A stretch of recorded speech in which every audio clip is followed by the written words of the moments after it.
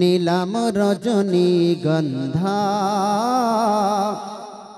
মনের সুখে মালা গেথেছি সকাল থেকে সন্ধ্যা। সুবহানাল্লাহ।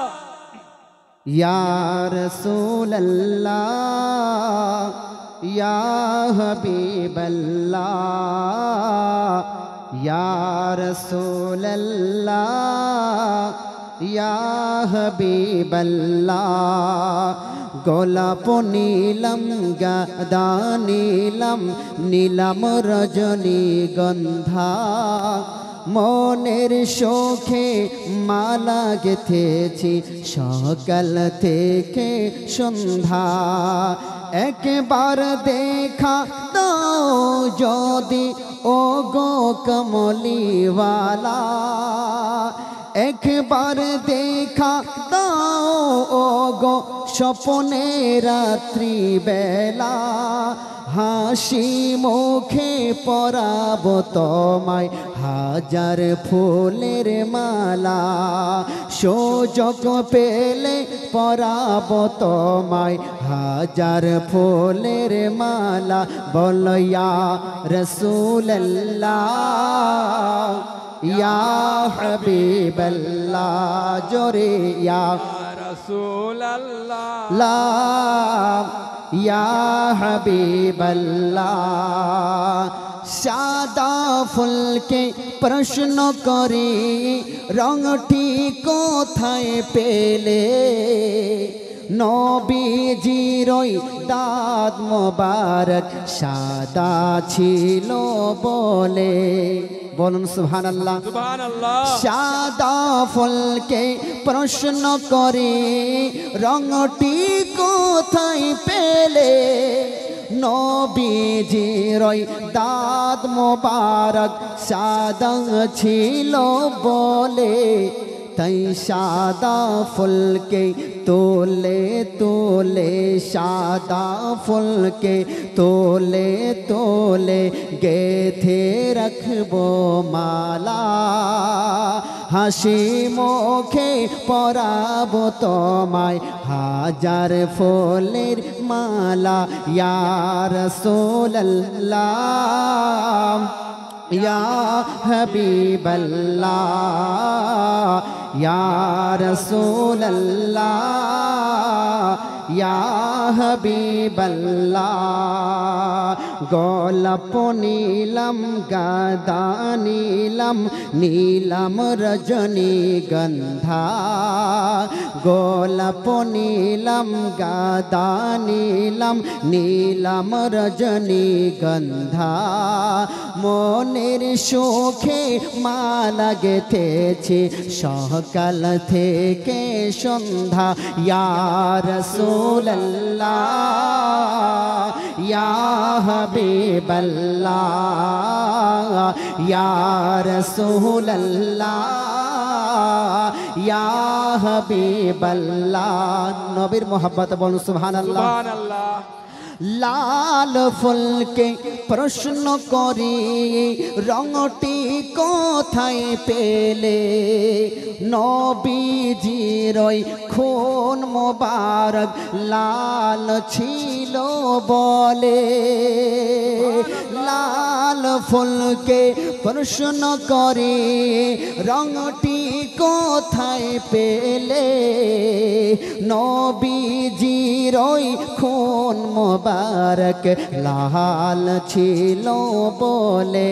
তাই লাল ফুলকে তোলে তোলে গেথে রাখবো মালা।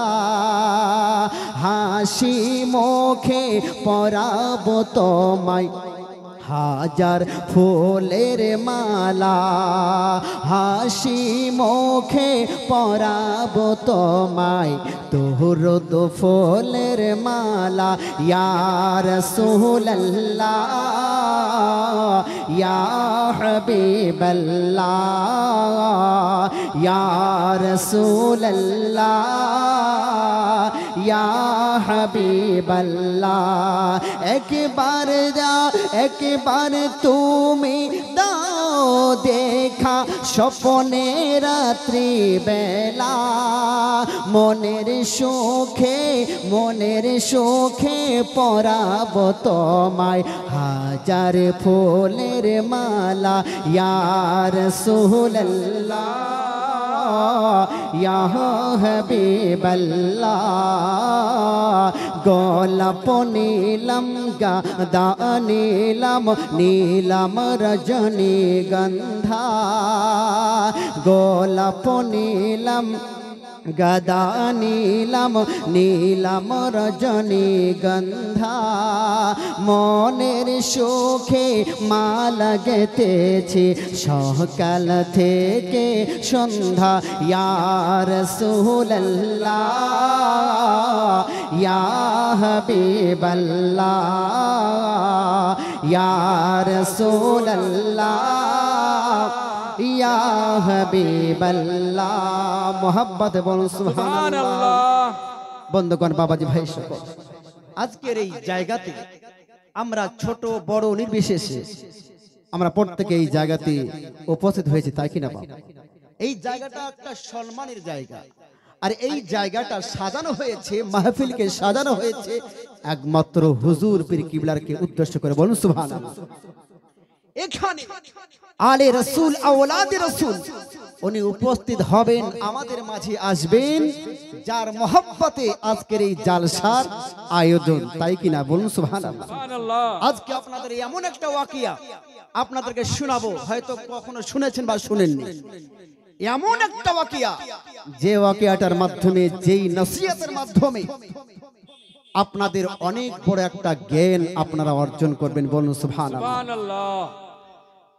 কি জ্ঞান? আমরা সবাই অলিকে মানি, পীর মানি, তাই কিনা? সবাই মানি। যে পীরের ভক্ত হোক না কেন, কোনো যায় আসে না, সে আহলে সুন্নাত হলেই চলবে। বলুন সুবহানাল্লাহ। আহলে সুন্নাত হলেই চলবে। যেই পীরের সম্মান করুক, সমস্ত আউলিয়া কেরাম, সমস্ত পীরানে এজাম আমাদের চোখের মণি, মাথার তাজ। বলুন সুবহানাল্লাহ।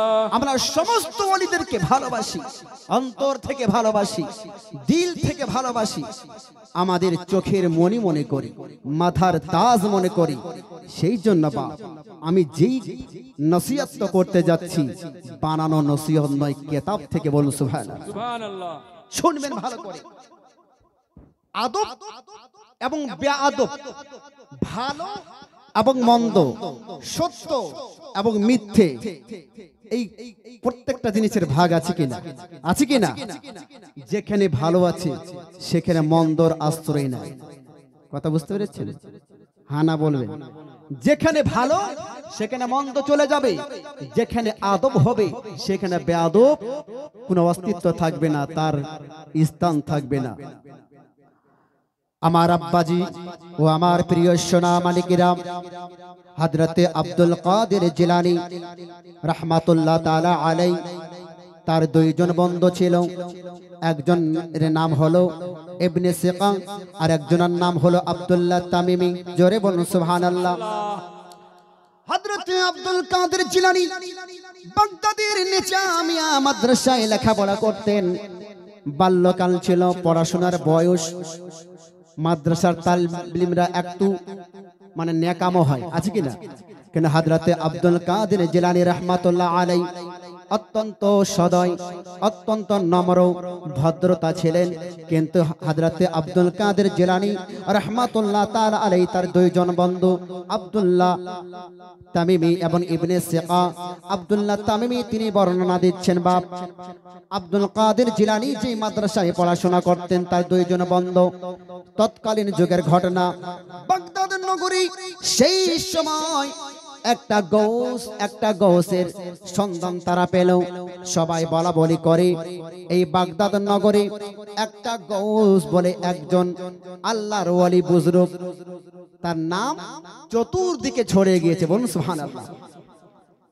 যদি কোনো আউলিয়া কেরাম, কোনো পীর আসে, তো এলাকাতে নাম ছড়াবে না? আজকে যে আমাদের এই জায়গাতে হুজুর কাদরিমি আসবেন, তো এলাকায় কি খবর নাই? পুরো এলাকা খবর আছে। তাদের কাছে খবর আসলো, যে একজন গাউস, একজন ওলি, একজন বুজরুগ একটা জঙ্গলে এসেছে। তো তিন জনার মধ্যে, শুনবেন ভালো করে, তিন জনার মধ্যে আলাপ আলোচনা হচ্ছে। তো ইবনে সেকা বলতেছেন, আসলে কি সে পীর? বলুন সুবহানাল্লাহ। সুবহানাল্লাহ। সত্যিকারে কি সে ওলি? সুবহানাল্লাহ। সত্যিকারে কি সে বুজরুগ? সুবহানাল্লাহ। আমি যাচাই করব। আমি কি করব? যাচাই করব, বাছাই করব। আমি এমন একটা প্রশ্ন করব, সে হতভম্ব হয়ে যাবে, আমার প্রশ্নের উত্তর সে দিতে পারবে না। এবার ইবনে সেকা তিনিও বলতেছেন, আমি আমার কাছে এমন একটা প্রশ্ন আছে, সে উত্তর দিতে পারবে না। যখন আমরা তার কাছে যাব, তাকে গিয়ে প্রশ্ন করব। আব্দুল কাদের জিলানী তিনি তো ছোট্ট, তিনি বলতেছেন, ভাই তোমাদের সবকিছু ঠিক আছে, তোমরা প্রশ্ন করো, কোনো আপত্তি নেই। সেই বুজুর্গকে তোমরা প্রশ্ন করবে, কোনো আপত্তি নেই, ভালো কথা। কিন্তু তোমাদের যে প্রশ্নগুলো আমি শুনে বুঝতে পারতেছি তোমরা বেয়াদবি করতেছো। বলুন সুবহানাল্লাহ। সুবহানাল্লাহ। তোমরা কি করতেছো? বেয়াদবি করতেছো। এই ধরনের প্রশ্ন, একজন বড় বুজুর্গকে এই ধরনের প্রশ্ন করাটা তোমাদের মোটেই উচিত না। বলুন সুবহানাল্লাহ। সুবহানাল্লাহ। বন্ধুগণ, বাবাজি ভাইরাম ও আমার প্রিয় সোনা মানিকেরাম, আব্দুল্লাহ তামিমি তিনি বর্ণনা দিচ্ছেন, ইবনে সেকা এবং আব্দুল্লাহ তামিমি বলে, আমি নিজে সঙ্গে আব্দুল কাদের জিলানী রাহমাতুল্লাহ তাআলা আলাই, আমরা তিনজন মিলে ওই বুজুর্গের কাছে চলে গেলাম। যখন আমরা গেলাম, সামনে বসেছিল, দেখতে দেখতে হঠাৎ করে উধাও হয়ে গেল, অদৃশ্য হয়ে গেল, কোথায় চলে গেল দেখা যায় না। আবার হঠাৎ করে ওই বুজুর্গ আল্লাহর ওয়ালি বাবা তাদের সামনে বিরাজমান। বলুন সুবহানাল্লাহ। সুবহানাল্লাহ। হযরত আব্দুল কাদের জিলানী রাহমাতুল্লাহ তাআলা দেখলেন, আবার অদৃশ্য থেকে সামনে আবার দৃশ্যমান প্রকাশ পেয়ে গিয়েছে। এবার ওই বুজুর্গ বাবা ইবনে সেকার দিকে তাকিয়ে বলে, এই ইবনে সেকা, এই ইবনে সেকা, তুমি কি মনে করেছো তুমি এমন একটা প্রশ্ন নিয়ে এসেছো, আর তুমি মনে করেছো আমি তোমার উত্তর দিতে পারবো না? এই ইবনে সেকা, তোমার ওই প্রশ্নের উত্তর আমার কাছে আছে। উত্তরটা বলে দিলেন এবং বললেন, এই ইবনে সেকা শোনো, তোমার যে প্রশ্নটা যেভাবে তুমি নিয়ে এসেছো, এই ইবনে সেকা শোনো, তোমার প্রশ্নের উত্তর আমি দিয়ে দিলাম, এবং আমি তোমার শরীরে দেখতে পাই, তোমার শরীরে আমি কুফর দেখতে পাচ্ছি, তোমার শরীরে আমি আগুন দেখতে পাচ্ছি, তুমি অতি শীঘ্রই পথভ্রষ্ট হয়ে যাবে। আল্লাহর ওয়ালি তার মনের ভিতরে কি প্রশ্ন আছে সে এখনো বলেনি, কিন্তু প্রশ্নের উত্তর প্রশ্ন সহ ওই বুজুর্গ বলে দিলেন। বলুন সুবহানাল্লাহ। সুবহানাল্লাহ। ওই জন্য একজন বুজুর্গ বলেছেন যে আলিমের দরবারে বসতে গেলে মুখ বন্ধ করে, আর ওলির দরবারে বসতে গেলে দিলটাকে স্থির রেখে। বলুন সুবহানাল্লাহ। সুবহানাল্লাহ। তারা কাশফের মাধ্যমে তারা বলে দিতে পারে। কথা বুঝতে পেরেছেন বাপ? বেয়াদবি কত বড় বেয়াদব ছিল ওই ইবনে সেকা, সে মনে করেছে কিছুই উত্তর দিতে পারবে না, মানে তাকে লজ্জিত করার জন্য, তাকে অপমান করার জন্য সে প্রশ্নটা নিয়ে গিয়েছিল। সে ভেবেছে আমি তো সব থেকে বড় মেধাবী, আমার কাছে যে প্রশ্ন আছে আমার প্রশ্নের উত্তর দিতে পারবে না। কিন্তু বোকা, সে জানে না সে আল্লাহর বন্ধু। বলুন সুবহানাল্লাহ।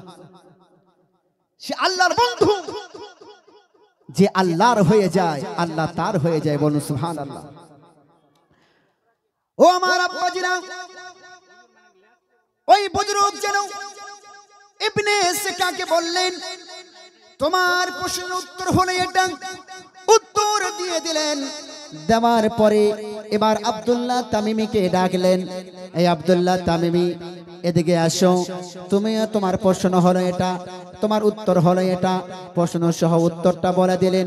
দেওয়ার পরে বললেন, এই আব্দুল্লাহ তামিমি, আমি দেখতে পাচ্ছি যে অত শীঘ্রই খুব তাড়াতাড়ি দুনিয়া তোমার এই কানের লাউ পর্যন্ত পৌঁছে গিয়েছে, অর্থাৎ অল্প সময়ের মধ্যে এই দুনিয়ার তুমি অনেক অট্টালিকার মালিক হবে, সম্পদশালী হবে, ভালো একটা পদ পেয়ে যাবে।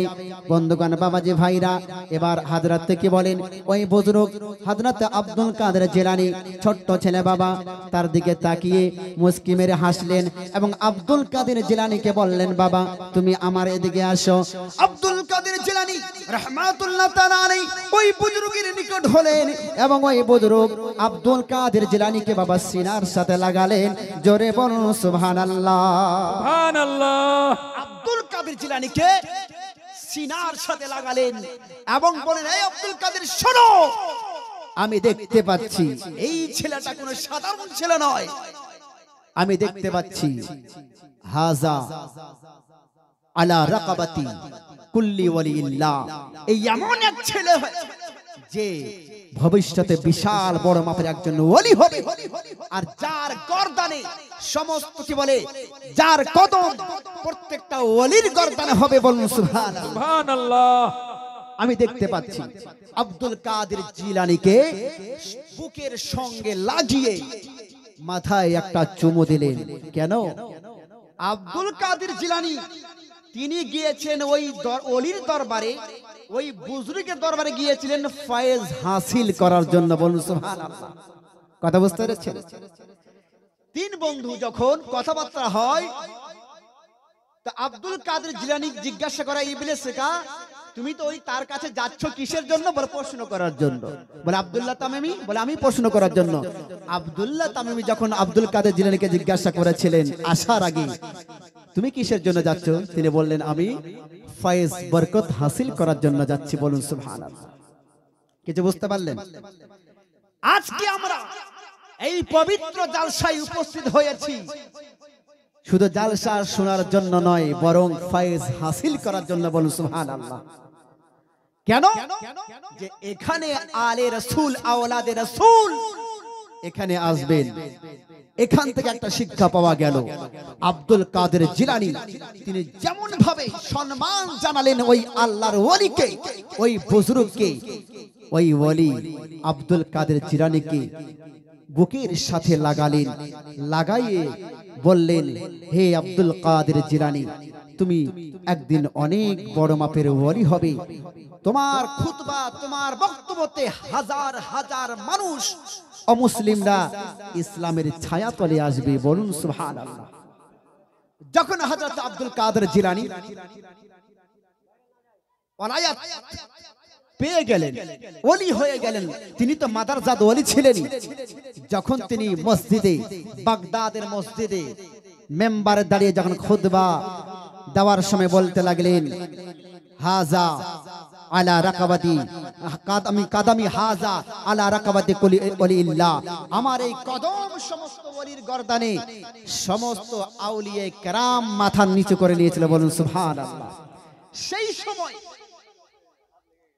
হিন্দুস্তানের রাজা হযরত মুঈনুদ্দিন আজমিরি সঞ্জারি রাহমাতুল্লাহ আলাইহি সেই সময় গজনী পাহাড়ে ছিলেন। বলুন সুবহানাল্লাহ।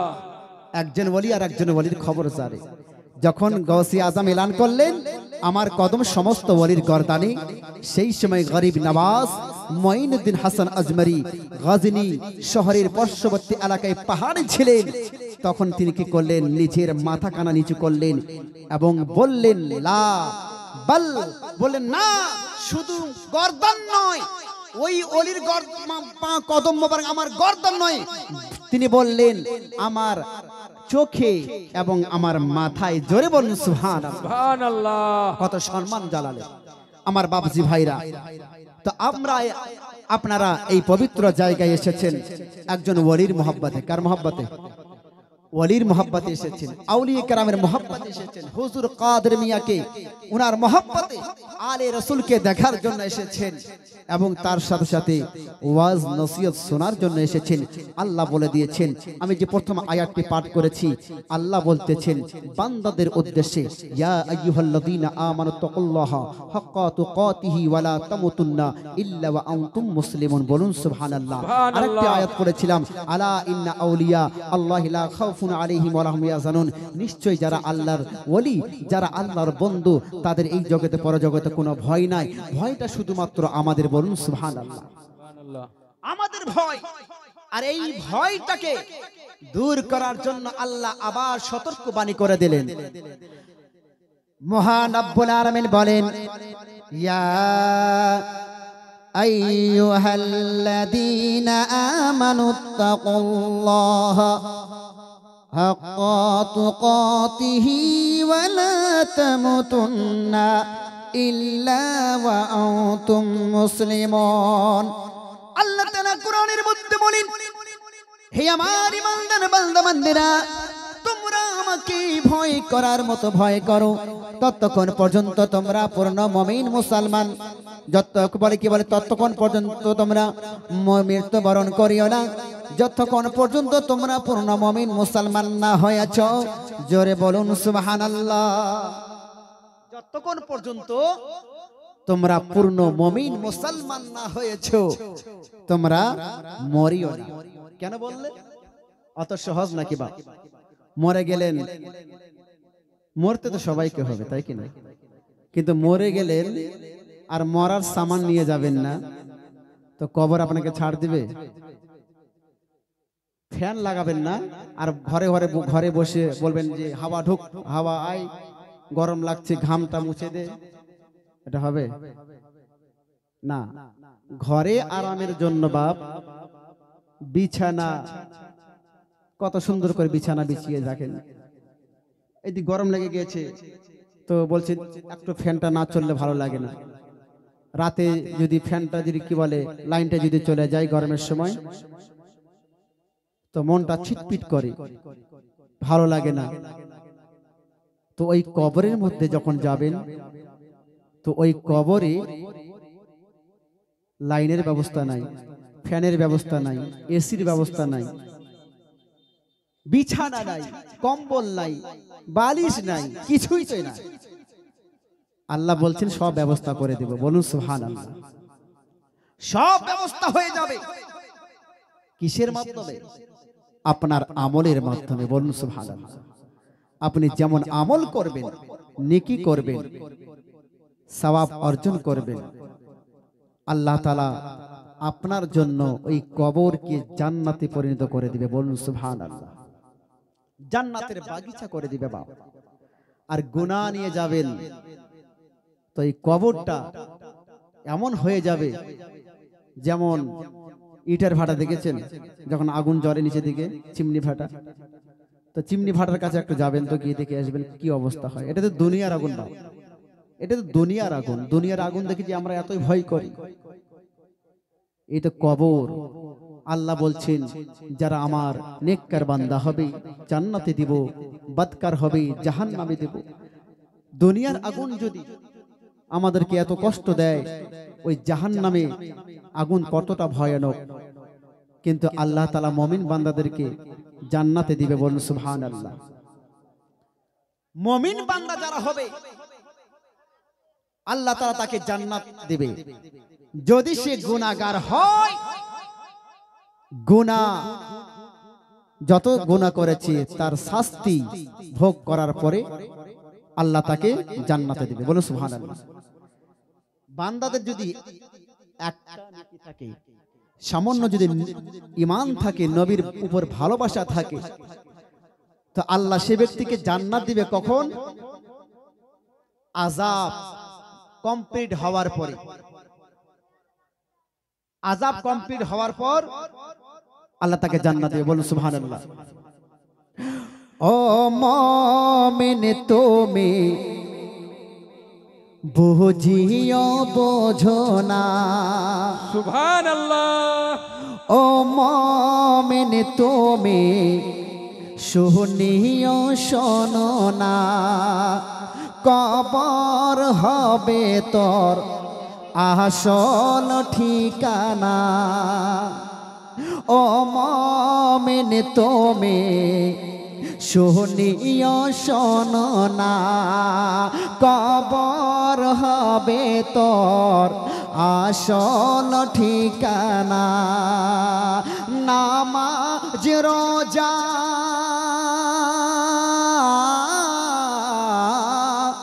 নামাজ রোজা হতে তুমি দূরে যেও না। ও মুমিন তুমি বুঝিও বোঝো না, কবর হবে তোর আসল ঠিকানা। আসল ঠিকানা ওই কবর হবে। ও মুমিন তুমি বুঝিও বোঝো না, কবর হবে তোর আসল ঠিকানা। নামাজ রোজা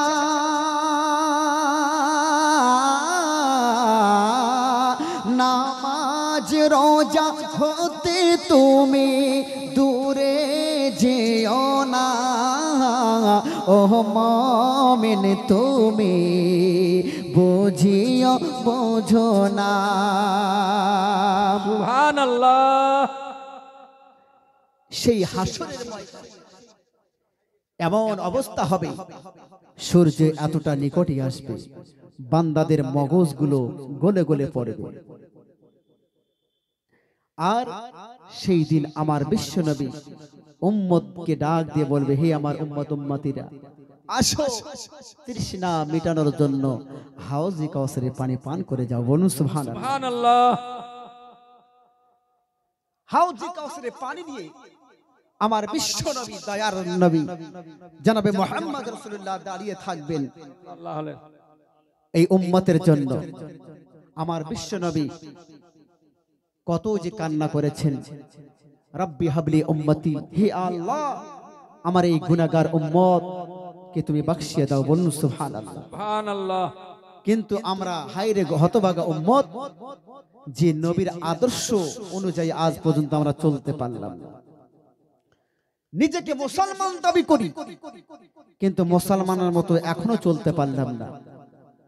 মুসলমান মানে শুধু নামে মুসলমান হলে চলবে না, নামাজি হতে হবে, পরেজগারি হতে হবে, হাক্কানি হতে হবে, সত্য কথা বলতে হবে, মিথ্যে থেকে দূরে থাকতে হবে, চগলখোর থেকে দূরে থাকতে হবে, সুদ থেকে দূরে থাকতে হবে, জিনা থেকে দূরে থাকতে হবে, নিত্য গান বাজনা থেকে দূরে থাকতে হবে, চগলখোর থেকে দূরে থাকতে হবে, নিন্দা থেকে পরনিন্দা থেকে দূরে থাকতে হবে। এই সমস্ত কিছুকে বাদ দিয়ে তারপরে একজন খাঁটি মুসলমান হতে পারবে।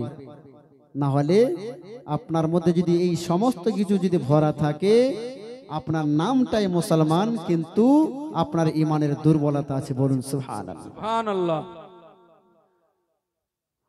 হযরত হাসান বসরি রাহমাতুল্লাহ তাআলা আলাইহি, আল্লাহর ওলি হযরত হাসান বসরি যেন বাবা ঘরের ভেতরে একা একাই যেন কান্না করেন, এত জোরে কান্না করেন, ওই কান্নার শব্দ বাবা মুরিদরা পেয়ে গেল। বলে, হুজুর কি হয়েছে আপনার? আপনি কেন কান্না করতেছেন ঘরের ভিতরে? আপনি তো নামাজ পড়েন, রোজা করেন, আপনি তো নেককার পরেজগার আল্লাহর ওলি, আপনি এমন কি কাজ করলেন? আপনি কান্না করছেন কেন? হুজুর আপনি যদি একটু খুলে বলতেন আমরা বুঝতে পারতাম আপনি কিসের জন্য কান্না করেন। হযরত হাসান বসরি রাহমাতুল্লাহ তাআলা আলাইহি বলতে লাগলেন, এই আমার মুরিদরা, তোমরা কি শুনতে চাও?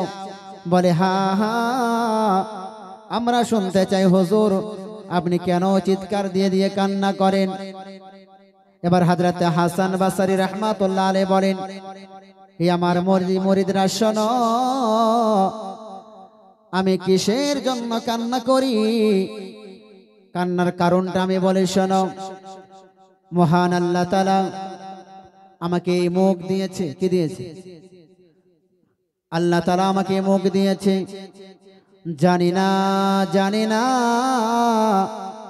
এই মুখ দিয়ে যদি কখনো মিথ্যা কথা বের হয়ে যায়, এই মুখ দিয়ে যদি কখনো কোনো কথা খারাপ কথা বেরিয়ে যায়, গালি বেরিয়ে যায়, আমি ওই আল্লাহর দরবারে আমি কি জবাব দেব? হে আমার মুরিদরা শোনো, আল্লাহ তাআলা আমাকে দুই হাত দিয়েছে। এই দুই হাত দিয়ে আমি জানি না, এই দুই হাত জানি না কখনো যদি কোনো খারাপ কাজ করে থাকে, এই হাত দিয়ে যদি কখনো কোনো কাউকে কিছু কোনো ভাবে আঘাত করে থাকে, জানি না রে জানি না। এই হাত আল্লাহ দিয়েছেন, এই হাত দিয়ে যদি কখনো ভুল করে থাকে, আমি হাসরের ময়দানে আল্লাহর দরবারে কি জবাব দেব? একবার জোরে হবে না সুবহানাল্লাহ? হে আমার মুরিদরা শোনো, মহান আল্লাহ তাআলা আমাকে দুই পা দিয়েছেন। জানি না এই দুই পা দিয়ে আমি কখনো কোনো খারাপ জায়গায় তো যাইনি, জানি না কখনো যদি কোনো ভুল হয়ে যায়, জানি না রে যদি কোনো ভুল হয়ে যায়, তাহলে আমি আল্লাহর দরবারে আমি কেমন করে মুখ দেখাবো? আল্লাহর ওলি হয়ে যে ভুল করিনি অথচ মনের মধ্যে সন্দেহ নিয়ে বসে আছে, বলুন সুবহানাল্লাহ।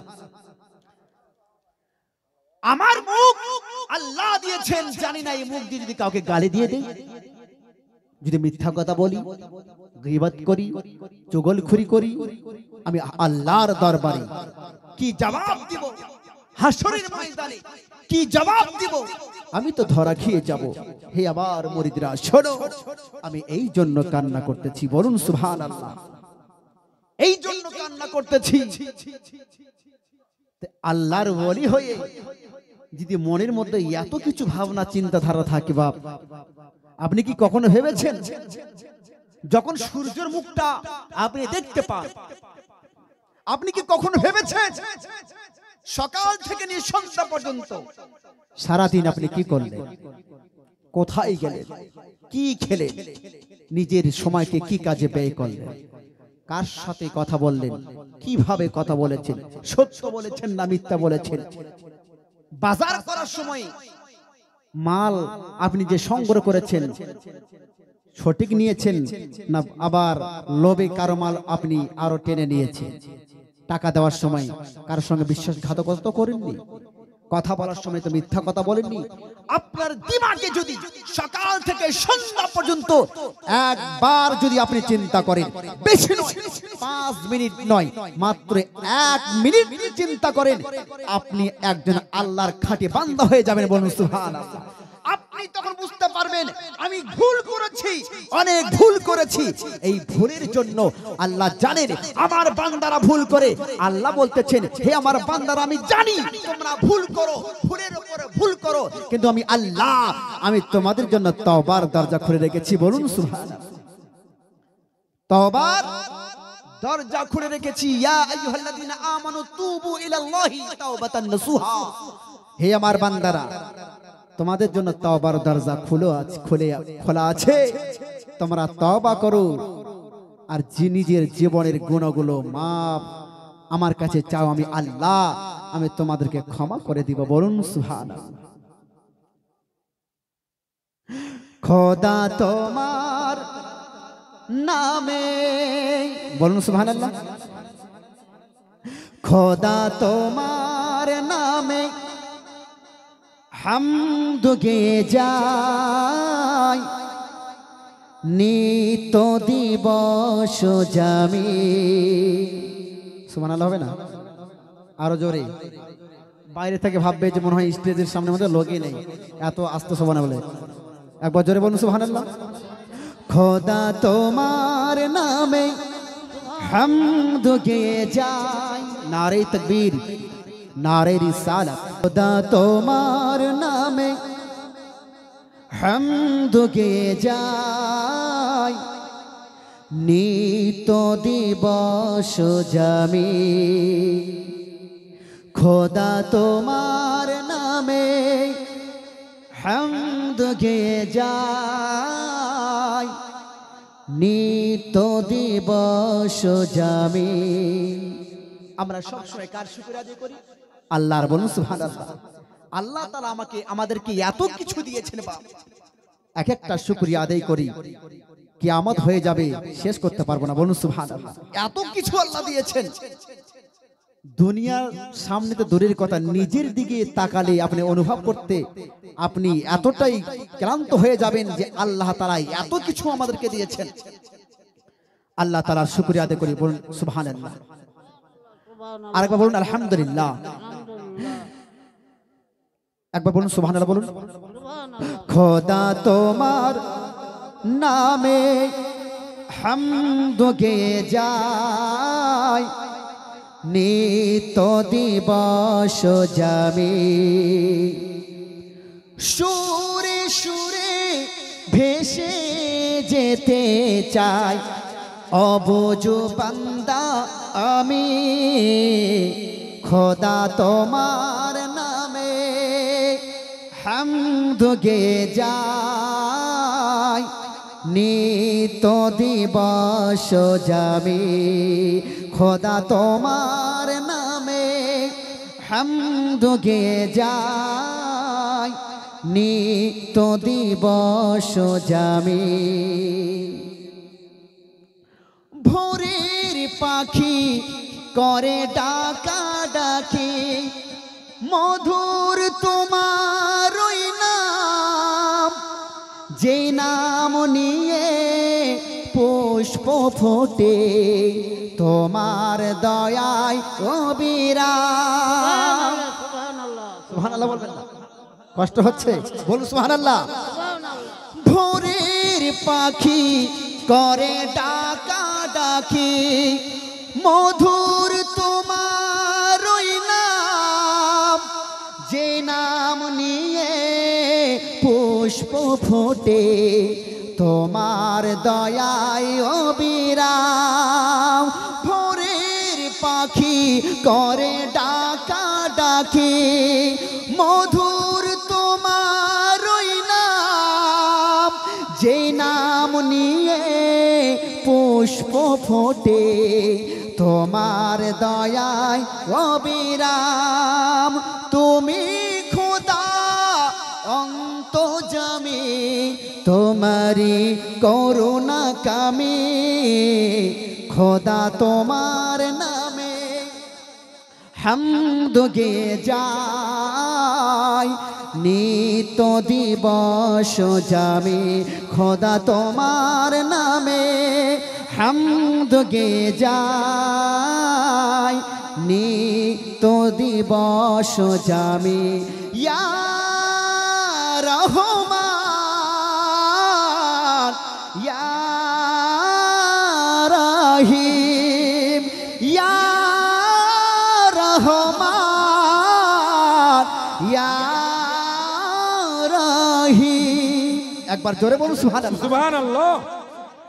নিকশ কালো দূর নীলিমা, মিষ্টি হাসে ওই চাঁদ, তার জোছনা ছড়িয়ে পড়ে, স্নিগ্ধ মধুর একে রাত।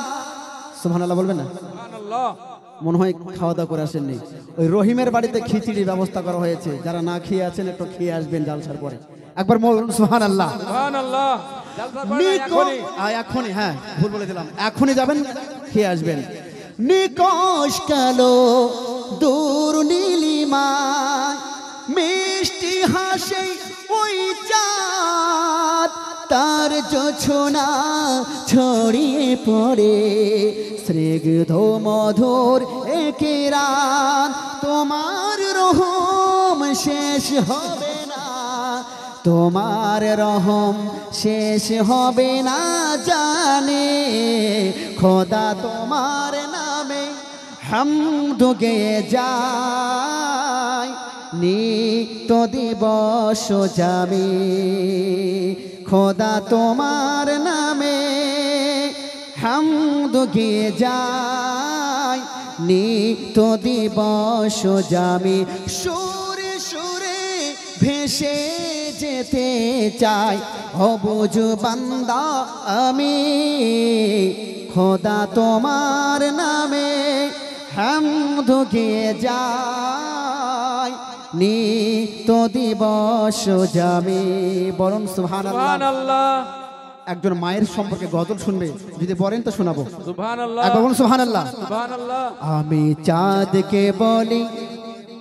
তুমি সুন্দর নাও আমার মায়েরই মতো সুবহানাল্লাহ আমি চাঁদকে বলি তুমি সুন্দর নাও আমার মায়েরই মতো গোলাপকে বলি তুমি মিষ্টি নাও আমার মায়েরই মতো আমি চাঁদকে বলি তুমি সুন্দর নাও আমার মায়েরই মতো গোলাপকে বলি তুমি মিষ্টি নাও আমার মায়েরই মতো মাঝে আমার সবার সেরা মাঝে আমার সবার সেরা অনন্তকাল অবিরত আমি চাঁদকে বলি তুমি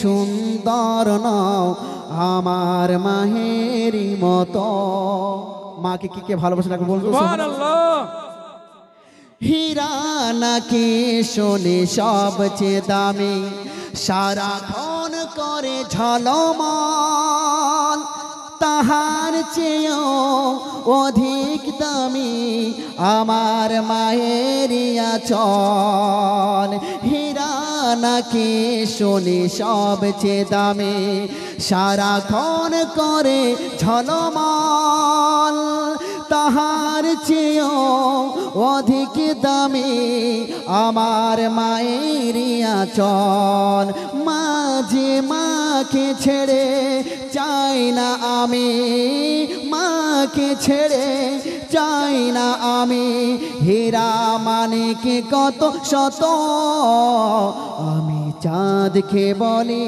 তুমি সুন্দর নাও আমার মায়েরই মতো গোলাপকে বলি তুমি মিষ্টি নাও আমার মায়েরই মতো আমি চাঁদকে বলি তুমি সুন্দর নাও আমার মায়েরই মতো গোলাপকে বলি তুমি মিষ্টি নাও আমার মায়েরই মতো মাঝে আমার সবার সেরা মাঝে আমার সবার সেরা অনন্তকাল অবিরত আমি চাঁদকে বলি তুমি সুন্দর নাও আমার মায়েরই মতো মাঝে হলো প্রেম মমতায় বিধাতার সেরা উপমা হয় না কভু মায়ের সাথে অন্য কারো তুলনা মাঝে হলো প্রেম মমতায় বিধাতার সেরা উপমা হয় না কভু মায়ের সাথে অন্য কারো তুলনা মার পরশে যায় সে মুছে মার পরশে যায় যে মুছে সকল বেদনা যত আমি চাঁদকে বলি তুমি সুন্দর নাও আমার মায়েরই মতো গোলাপকে বলি তুমি মিষ্টি নাও আমার মায়েরই মতো। আমি চাঁদকে বলি তুমি সুন্দর নাও আমার মায়েরই মতো। গোলাপকে বলি তুমি সুন্দর নাও আমার মায়েরই মতো। আল্লাহুম্মা সাল্লি